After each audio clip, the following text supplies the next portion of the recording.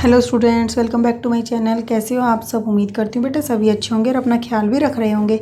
तो बेटा आज हम करने जा रहे हैं अपनी वर्कशीट नंबर 5 साइंस सब्जेक्ट की है बेटा, 6th क्लास की है और 7 अक्टूबर की है। ठीक है, तो जिसमें बेटा आज हम पढ़ेंगे भोजन के घटक में वसा के बारे में। ये भोजन का घटक हमारा चैप्टर चला हुआ है बेटा, साइंस का, हिंदी मीडियम की है आपकी ये। और इसमें हमने अभी तक पढ़ा है बेटा कार्बोहाइड्रेट के बारे में और प्रोटीन के बारे में हमने पढ़ लिया है।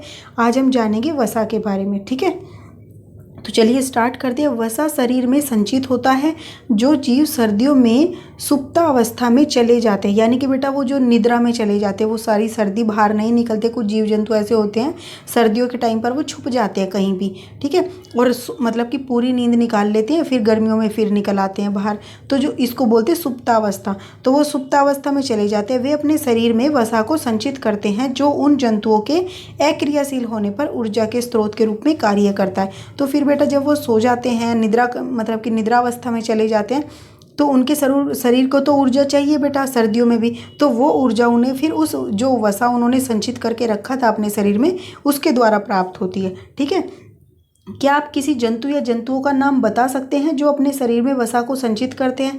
तो बेटा देखो, मनुष्य हैं, हम भी हैं। अगर हम खाना ना खाएं तो फिर भी हम कुछ देर काम करते हैं, क्योंकि हमारे शरीर के अंदर भी क्या होती है, वसा मतलब कि स्टोर होती है। ठीक है, संचित रहती है। तो यहाँ पर आप मनुष्य का नाम भी लिख सकते हो। ओके, दूसरा बेटा क्या, जितने भी मतलब कि जो शिशु को जन्म देते हैं वो उन सभी के अंदर जो है ये वसा संचित होती है। तो गिलहरी हो गई बेटा जैसे, ठीक है, ऊंट हो गया। ओके, ऐसे आपको एक दो नाम लिखने हैं। और क्या नाम है बेटा, ये जो अंडे देते हैं जीव जंतु, वो इसके अंदर नहीं आएंगे। ठीक है, जो अंडे देते हैं वो मैमल्स नहीं होते हैं, स्तनधारी जीव नहीं होते हैं। जितने भी स्तनधारी जीव होते हैं वो अपने शरीर के अंदर फैट को, वसा को संचित करके रखते हैं। ठीक है, जैसे कि गाय है, गाय बछड़े को देती है, गिलहरी है, ठीक है, मनुष्य हैं, ये शिशु को जन्म देते हैं, ऊँट है अपने मतलब कि अपने कैमल है जो काफ को जन्म देता है। तो इस तरीके से ये अपने ही हूबहू शिशु को जन्म देते हैं, अपनी संतति को, अंडे नहीं देते हैं ये। ठीक है, तो ये वाले जंतु यहाँ पर लिख दोगे आप।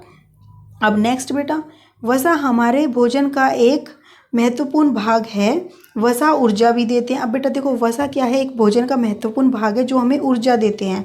वास्तव में वसा कार्बोहाइड्रेट की तुलना में थोड़ा अधिक ऊर्जा देते हैं, लेकिन हमने तो अपने लास्ट में पढ़ा था कि कार्बोहाइड्रेट क्या करते हैं, सबसे अधिक ऊर्जा देते हैं। लेकिन अब हम बोल रहे हैं कि वसा देते हैं सबसे अधिक ऊर्जा। तो बेटा कार्बोहाइड्रेट ऊर्जा तो देते हैं, पर वे जो हमें तुरंत चाहिए होती है ना ऊर्जा, जैसे कि अब तुम क्या करते हो, गर्मी से बाहर से आए तो आप में एनर्जी नहीं है, आप ग्लूकोन डी पी लेते हो, तो वो आपको इंस्टेंट एनर्जी देती है। ठीक है, तुरंत जो आपको चाहिए एकदम से, वो ऊर्जा वो देती है कार्बोहाइड्रेट। लेकिन जो वसा होती है बेटा वो हमारे शरीर में संचित हो जाती है और जब हमें ज़रूरत होती है उस समय पर हमें ये देती है। ठीक है, अब उसके बाद बेटा वसा हमारे शरीर में ऊर्जा संचित करने के लिए उपयोगी होता है। अब ये वसा जो होता है वो हमारी मदद करता है ऊर्जा को संचित करने के लिए शरीर में। ठीक है, अब बेटा इसके स्रोत क्या है वसा के? जंतु, देखो जंतु से मिलती है कुछ वसा के स्रोत, जंतु है, कुछ पादप है यानी कि पेड़ पौधों से मिलती है। तो जंतु से कौन कौन सी मिलती है बेटा? कोड लिवर ऑयल हो गया, मक्खन या घी हो गया, पनीर हो गया, ठीक है, दूध हो गया, मांस हो गया। इन सभी से जो वसा मिलती है वो हमें जंतुओं से मिलती है। ठीक है, अब पादपों से जो मिलती है बेटा वो क्या है? मूंगफली, पेड़ पौधों से जो हमें प्राप्त होती है, सोयाबीन हो गया, सूरजमुखी हो गया, ठीक है, तिल हो गया, नारियल हो गया, जैतून, वनस्पति, ये सारे हमें पेड़ पौधों से मिलने वाले मतलब कि वसा हैं। ठीक है, या वसा के स्रोत हैं, इनसे हमें वसा मिलती है। ये आपको डायग्राम में भी दिखाया गया है। ये अंडा दिखाया है, यहाँ पर एवोकैडो दिखाया, यहाँ पर आपको बेटा फिश दिखाई है। ठीक है, इसकी यहाँ पर आपको पिस्ता दिखाया है, फिर यहाँ पर आपको बटर दिखाया है, ऑयल दिखाया है, आलमंड्स दिखाए हैं, वॉलनट दिखाए हैं। ठीक है, ये सारे क्या है, काजू, पिस्ता, बादाम, ये सारे, इन सभी के अंदर भी क्या होता है बेटा, ये हमें पेड़ों से मिलती है, तो ये हमें वसा देती हैं। ठीक है, और ये जंतुओं से दूध मिलता है, अंडे मिलते हैं, और क्या नाम है बेटा, ये मीट हो गया, मांस हो गया, ये इन सब से मिलता है जंतुओं से। ये तो पता चल गई आपको। अब नेक्स्ट बेटा, वसा की उपस्थिति को सामान्य परीक्षण द्वारा जांचा जा सकता है। तो वसा का हम पता कैसे लगा पा सकते हैं? तो बेटा वो बहुत ही आसान है, आपने कर भी रखा होगा एक आध बार ये एक्सपेरिमेंट। क्रियाकलाप में वसा का परीक्षण कैसे करते हैं बेटा? खाने की चीज़ों में वसा की उपस्थिति का परीक्षण, ठीक है, ये हमें करना है। थोड़ा सा तेल लीजिए और उसे कागज़ पर रगड़िए।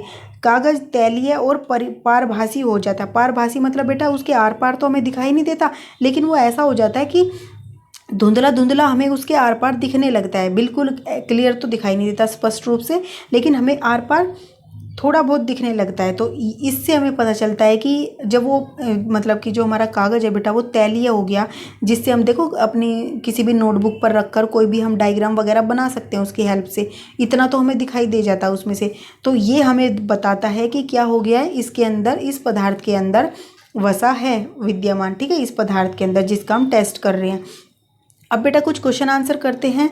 तो जब किसी खाद्य पदार्थ से लिपटा कागज चिकना या पारभासी हो जाता है, आप देखते होंगे जब भी आप अपने मतलब कोई सामान ऐसा रखते हो, नमकीन वगैरह हो गया या कुछ चीज़ आप एक पेपर पर रख देते हो, या पकोड़े हो गए वो पेपर पर रख देते हो, वो चिकने हो जाते हैं, ठीक है, ग्रीसी हो जाते हैं। तो इसका मतलब क्या है, भोजन में क्या शामिल है, वसा शामिल है, ठीक है। अब नेक्स्ट क्वेश्चन क्या है बेटा आपका, कि सादृश्य को पूरा कीजिए, ठीक है। जैसे कि बेटा ये आपको दी गई है, एक एनालॉगी है, सादृश्य है, मतलब सेम है। सेम के अंदर क्या पाया जाता है बेटा, प्रोटीन पाया जाता है। ऐसे ही मक्खन के अंदर क्या पाया जाता है, वसा पाया जाता है, ठीक है।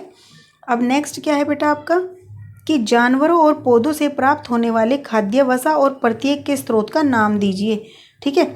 तो बेटा देखो, अब जंतुओं से प्राप्त होने वाले में से आप मक्खन, घी, पनीर ये सब नाम लिख दोगे। मांस हो गई, ये हमें जंतु से मिलने वाले हैं। पादपों से बेटा मूंगफली, सोयाबीन, सूरजमुखी, तिल, नारियल, ये इनमें से कोई भी नाम लिख दोगे आप, ठीक है।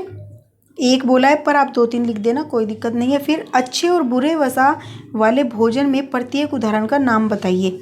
तो बेटा देखो, अच्छे वसा कौन से होते हैं, जो हमें प्रकृति से मिलते हैं, जैसे कि बेटा हमें काजू, बादाम, पिस्ता, ये सारी चीज़ें हैं, अखरोट, इन सब में क्या होती है, अच्छी वसा होती है, ठीक है। और जो बुरी वसा होती है बेटा, जैसे कि हम चिप्स खाते हैं बना के, तल के, ठीक है, समोसे हो गए या जंक फूड हो गए, पिज़्ज़ा, बर्गर, ये सारी चीज़ें, इन सब के अंदर क्या होता है बेटा, बुरा वसा होता है, जो हमारा क्या करता है, मोटापे को बढ़ाता है। लेकिन जो ये फल फ्रूट से मिलती है हमें, या फिर ये ड्राई फ्रूट से मिलती है, इन सब से जो वसा मिलती है वो हमारे लिए अच्छी होती है, ठीक है। वसा हमें कार्बोहाइड्रेट से अधिक ऊर्जा देता है, सही है या गलत है। तो बेटा ये बात सही है, कार्बोहाइड्रेट से ज़्यादा ऊर्जा हमें वसा देता है, ठीक है। ये हमें तुरंत देता है, पर ये हमें सबसे अधिक देता है, ठीक है। तो ये थी बेटा आपकी आज की वर्कशीट। उम्मीद करती हूँ आपको अच्छे से समझ आ गई होगी। कोई डाउट हो तो फिर भी कमेंट बॉक्स में पूछ लेना। इस वीडियो में इतना ही। अपना जो नेक्स्ट टॉपिक होगा हम अपनी नेक्स्ट वीडियो में करेंगे। तब तक के लिए ऐसे हंसते रहिए, मुस्कुराते रहिए, पढ़ते रहिए और आगे बढ़ते रहिए। Thank you.